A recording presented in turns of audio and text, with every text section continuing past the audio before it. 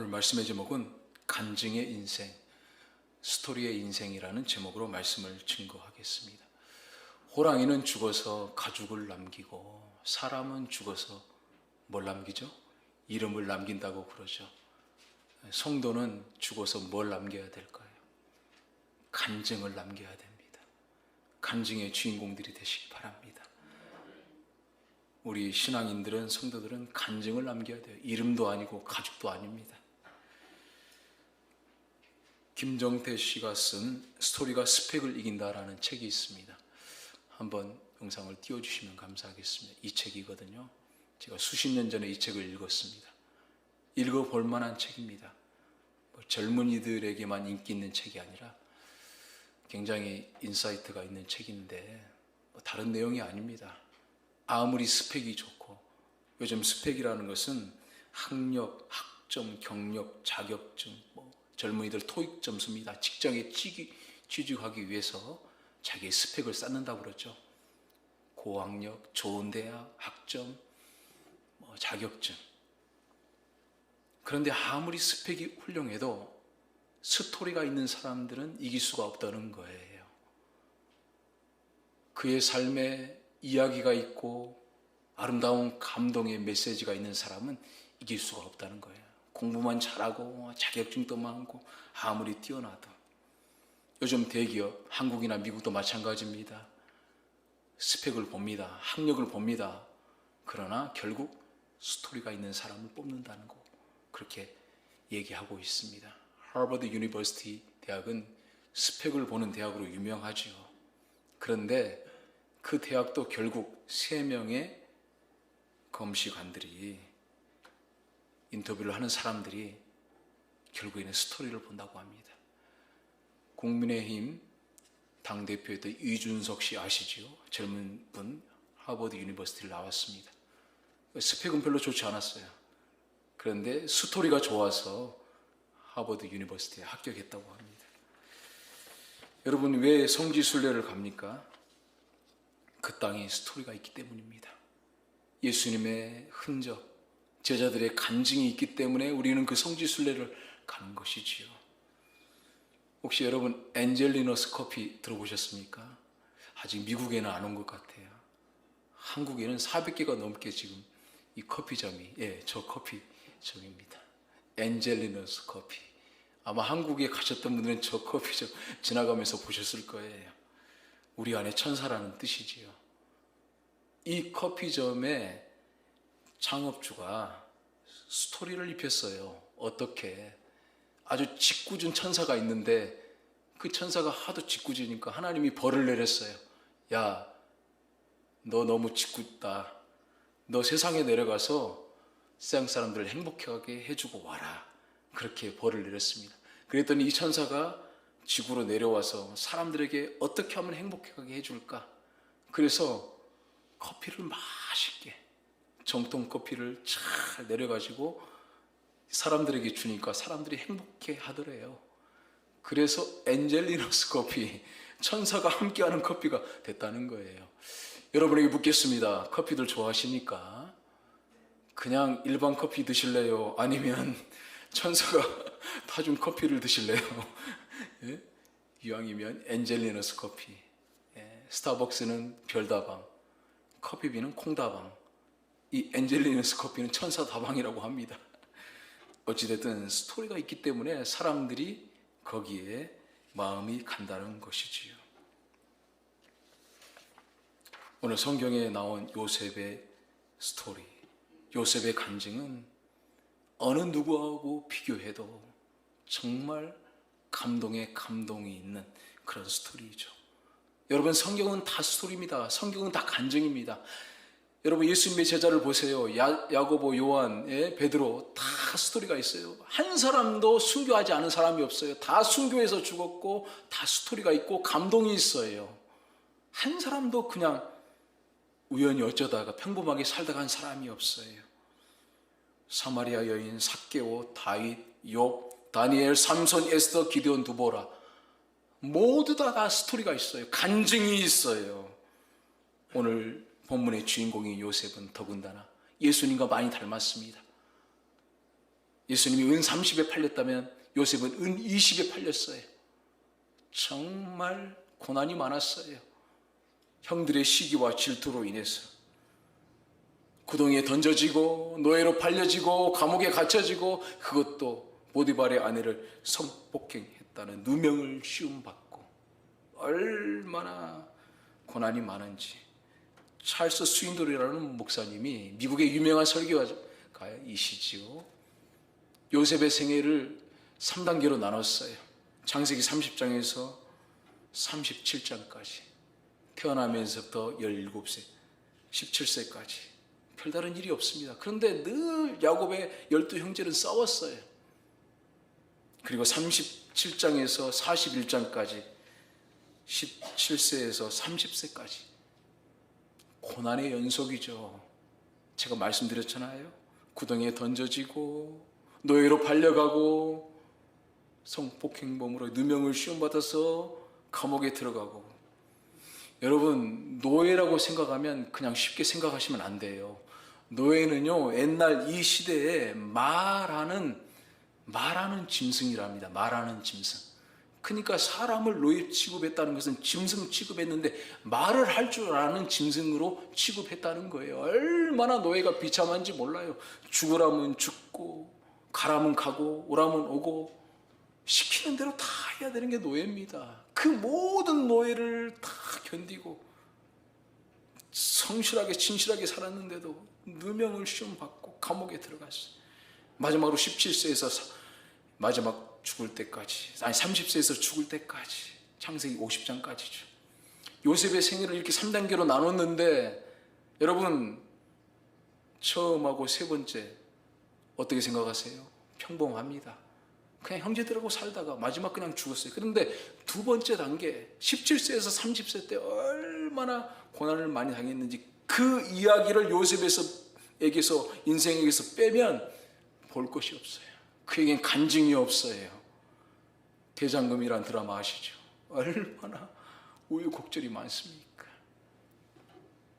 어쨌든 요셉은 형제들에게 시기와 질투를 받았어요. 어느 날 꿈을 꾸었는데 11볕단이 자기에게 절을 합니다.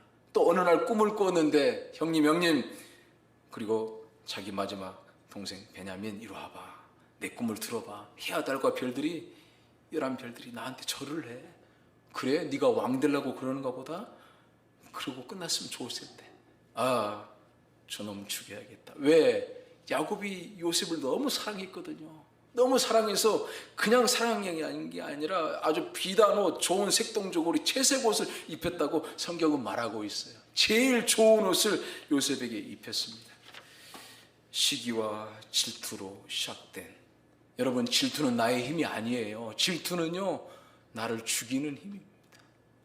시기하고 질투가 내 마음속에 일어나기 시작하면 나를 죽이는 힘이 돼요. 어쨌든 요셉은 형제들의 미움으로 인해서 고난이 시작됩니다. 결국에는 감옥까지 갇히게 되죠. 아직은 말씀드리지 않겠습니다. 총리까지는. 그래서 오늘 말씀의 내용은 요셉의 고난을 좀 들여다보고 싶어요. 왜? 거기에 요셉의 스토리가 있기 때문에, 거기에 요셉의 간증이 있기 때문에. 어떻게 요셉은 간증이 사람이 되었고, 어떻게 요셉은 스토리의 주인공이 되었을까요? 첫 번째, 감옥에서도 여전히 하나님만을 바라보는 인생이었기 때문입니다. 우리 한 번만 따라서 해주시기 바랍니다. 감옥에서도 여전히 하나님만 바라보았습니다. 20절, 21절 말씀, 우리 말씀을 한번 띄워주시고 한번 읽겠습니다. 본문 말씀이죠. 20절, 21절 말씀 같이 읽겠습니다. 자, 시작. 이에 요셉의 주인이 그를 잡아 옥에 가두니 그 옥은 왕의 제수를 가두는 곳이었더라. 요셉이 옥에 갇혔으나 여호와께서 요셉과 함께 하시고 그에게 인자를 더하사 간수장에게 은혜를 받게 하시매. 아멘.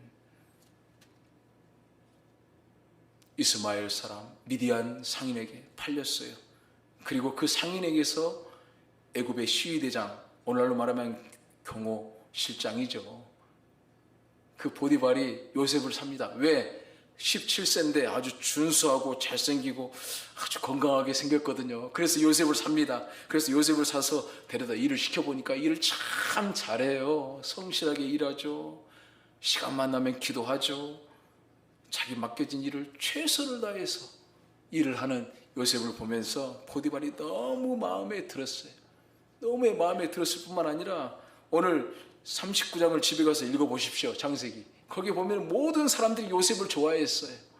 용모도 준수하고 성실하고 착하고 진실한 요셉. 그래서 요셉은 보디발의 인정을 받고 자기의 모든 것을 요셉에게 맡깁니다. 1에서 100까지 다 맡깁니다. 열쇠도 맡기고 물건도 맡기고 중요한 거 다 맡겼지만 음식과 자기 아내는 요셉에게 맡기지 않았어요. 그럴 수 없는 거죠. 다 좋아했어요. 보디발도 좋아하고 아내도 좋아하고 하인들도 좋아하고.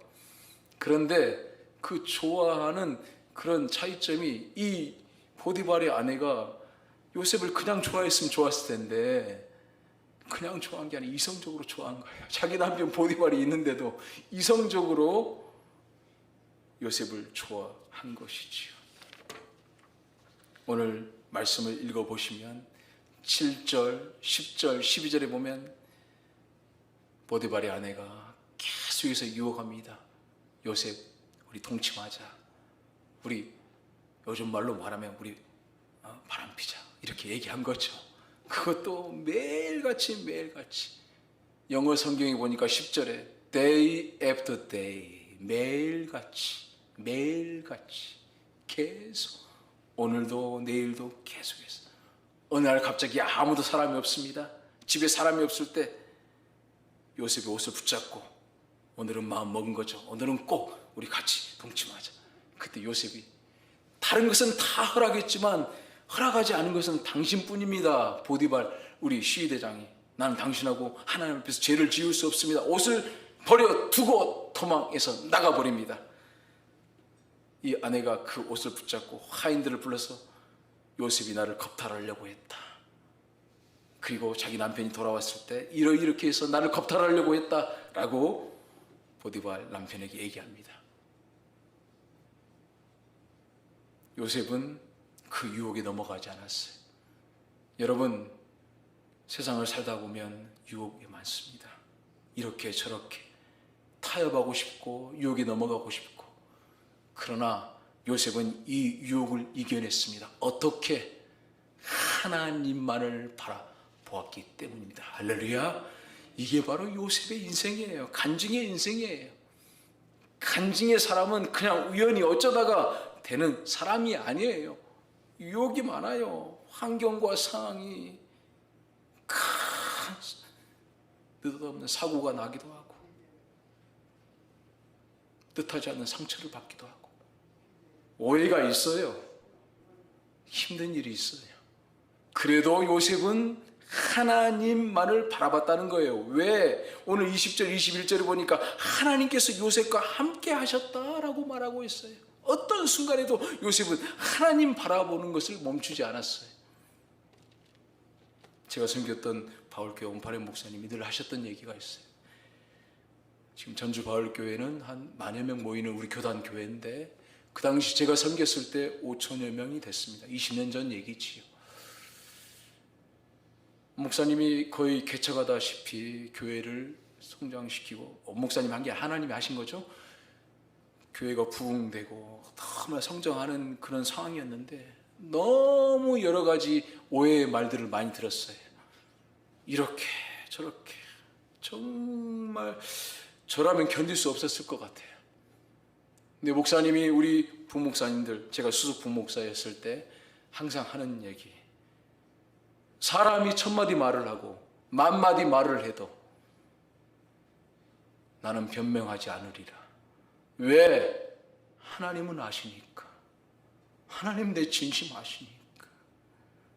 그분이 그렇게 힘들고 어렵고 고통나고 심지어 주변 교회에서마저 공격을 하고 나는 변명하지 않으리라. 왜? 하나님 날 아시니까. 이게 간증의 사람인 줄 믿으시기를 주님의 이름으로 축복합니다. 요셉이 바로 그런 사람이었어요. 하나님은 아시니까. 하나님 내 억울함을 아시니까. 내가 누명을 시험받고 내가 성폭행 공범을 하고 그런 나쁜 그런 사람이라고 손가락질 할지라도 나는 하나님이 함께 하신다. 나에게는 꿈이 있다. 나에게는 소망이 있다. 나는 하나님의 사람이다. 감옥에 있어도 노예였어도 누명을 시험받았어도 여전히 그는 하나님만을 바라보았습니다. 할렐루야. 얼마나 멋있습니까? 이게 간증의 사람이라는 거예요. 이게 간증의 사람. 이게 스토리 인생이라는 거예요. 인생은 아름다워라는 영화가 있습니다. 보신 분 계실 거예요. 정말 재밌는 영화, 감동적인 영화입니다. 이 남자 주인공이 사랑하는 여자를 만나게 됐어요. 너무 사랑했는데 어느 날 그 여인이 극장에 들어갑니다. 자기도 따라 들어갑니다. 막 그 영화가 막 전쟁이 막 일어나고 폭탄이 터지고 막 총알이 왔다 갔다 하고 세상이 뒤집어지는데도 그 남자 주인공은 영화를 보는 게 아니라 그 여자만 쳐다봐요. 사람들은 다 여기 보고 있는데 그 남자 주인공은 여기만 쳐다봐요. 왜? 세상이 뒤집어도 상관없어. 총알이 왔다 갔다 하고 폭탄이 터져도 난 상관없어. 나는 내 여자가 중요해. 여러분, 하나님만 바라보시기를 주의 이름을 축원합니다. 하나님만 바라보세요. 하나님만. 마지막으로 한결같은 일상을 사는 요셉이었다는 겁니다. 한 번만 더 기억하는 의미에서 따라서 해주시기 바랍니다. 한결같은 일상을 살아냅시다. 22절에서 23절 말씀 제가 읽어드리도록 하겠습니다. 간수장이 옥중 제수를 다 요셉의 손에 맡김으로 그 재반 사물을 요셉이 처리하고 간수장은 그의 손에 맡긴 것을 무엇이든지 살펴보지 아니하였으니 이는 여호와께서 요셉과 함께 하시니라. 여호와께서 그를 범사에 형통하게 하셨더라. 아멘. 결국 누명을 시험받고 옥에 갇혔어요. 사람이 억울한 일을 당하고 힘든 일을 당하면요, 찾아가서 변명하고 싶고요, 자초지종을 설명하고 싶고요, 진실을 밝히고 싶어요. 그러다가 무기력증이 생기고요, 우울증이 와요. 근데 요셉은 그러지 않았어요.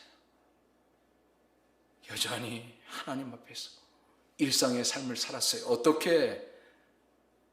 깜방에 있는 화장실 청소하고 쓰레기통 비우고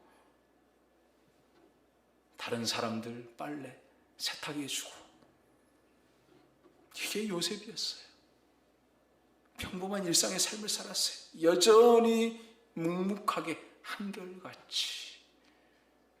제가 우리 아이들 이름 한 명을 한결이라고 이름을 지으려고 했는데 우리 동생이 이 한결이라고 이름을 먼저 지어버렸어요.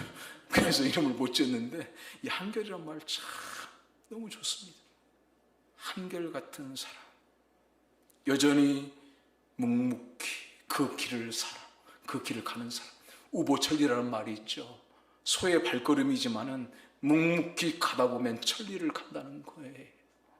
한결같은 요셉의 모습이 바로 간증의 인생, 스토리의 인생이 되었다는 것입니다.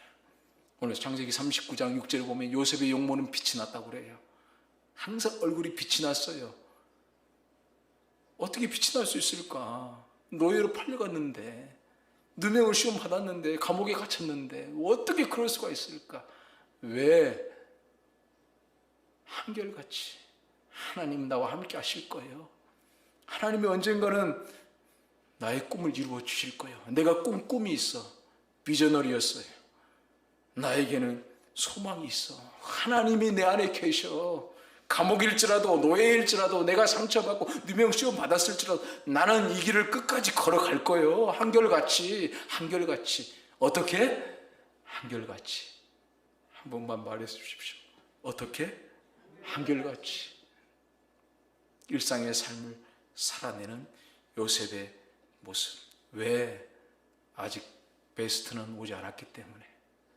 아직 최고의 것은 아직 오지 않았기 때문에. 우리 좀만 더 한결같이 걸어가 봅시다. 이 믿음의 길을. 아직 베스트는 오지 않았어요. 아직 최고의 것은 오지 않았어요. 하나님께서 언젠가 우리에게 최고의 것을, 이 길을 걸어가다 보면 주실 것입니다. 오늘 요셉은 어떻게 됐어요? 30세의 애굽의 총리가 됐어요. 40장으로 넘어가 보시면, 집에 가서 읽어보시면 떡 맡은 간원장, 술 맡은 간원장이 왕의 제수구, 왕의 하인들이 갇히는 그 감옥에 보디발이 가둬버립니다. 왜? 바로 만나야 되니까. 바로 왕 만나야 돼. 애굽의 파라오를 만나야 되니까. 그래야 애굽의 총리를 그냥 하루아침에 될 수 없어요. 거기서 문화도 배우고, 거기서 언어도 배우고, 애굽의 왕실의 모든 것들을 관료들을 통해서 배워야 되니까. 하나님의 섭리가 있는 것이죠. 그래서 요셉은, 글쎄요, 저는 하나님의 섭리를 끝까지 신뢰한 요셉이었다고 저는 믿어요. 그래서 이 길을 묵묵히 한결같이 간 것이죠. 저는 마지막으로 이 간증을 여러분에게 들려드리고 오늘 말씀을 마치고자 합니다. 제가 천국에 가면 가장 보고 싶은 사람, 물론 우리 가족들 빼고요. 가족들은 당연하죠. 우리 할머니, 우리 친척들, 그분들 빼고 보고 싶은 사람 두 사람이 있다면, 문준경 전도사님, 전남 신안군 전도의 어머니, 한 사람의 전도의 순교가 온 신안군 일대 1,400개의 섬을 다 복음화 시켜버렸습니다. 우리 교단 전도사님이세요. 최초의 여성 순교자, 너무 아름다우신 분. 또 한 분이 있다면 박기순 권사님, 제가 처음 담임 목회지에서 만났던 분. 그분이 생각납니다. 그분이 보고 싶습니다. 그분은 젊은 시절에 남편을 잃었어요. 그리고 한 7살이나 10살 됐을 때 남편을 잃고 두 아들을 키웠는데, 두 아들마저도, 한 아들은 30세가 되기 전에, 한 아들은 30세가 좀 넘어서 사고로 죽었어요. 얼마나 인생이 참 고달픕니까? 제가 그분을 만났을 때는 이미 아들도 다 돌아가시고 남편도 돌아가시고 70대 중반이었을 때 제가 만났습니다. 그분이 늘 자주 불렀던 찬양, 왜 나만 겪는 고난이냐고, 불평하지 마세요. 고난의 뒤편에 있는 주님이 주실 축복 미리 보면서 감사하세요. 왜 이런 슬픔이 찾아왔는지 원망하지 마세요. 지금 이 순간에도 주님이 일하고 계시잖아요. 남들은 지쳐 앉아 있을지라도 당신만은 일어서세요. 힘을 내세요. 힘을 내세요. 주님이 손잡고 계시잖아요. 주님이 나와 함께함을 믿는다면 어떤 역경도 견딜 수 있잖아요. 늘 새벽에 5시 새벽 예배인데 4시에 와서 이 찬양을 그렇게 고슬프게 부릅니다. 혼자서 울다가 기도하다가, 울다가 기도하다가, 새벽 예배 끝나고 또 찬양을 부르면서 견디고, 믿음으로 견디고, 또 이겨나가고, 마지막 임종의 순간에 자기 두 며느리 손주들 손을 잡고, 아가, 내 평생의 소원, 우리 며느라기들, 우리 손주들 예수 믿고 구원받는 거예요. 나 죽으면, 내 생전에는 못 나갔을지라도 나 죽으면 꼭 하나님 믿어다오. 제 인생에 잊혀지지 않는 그분의 마지막의 모습, 이런 인생이 간증의 인생 아니겠습니까? 요셉의 인생 아니겠습니까? 우리 목양의 성도님들 다 이런 스토리의 인생, 간증의 인생들 다 되시기를 주의 이름으로 축원합니다.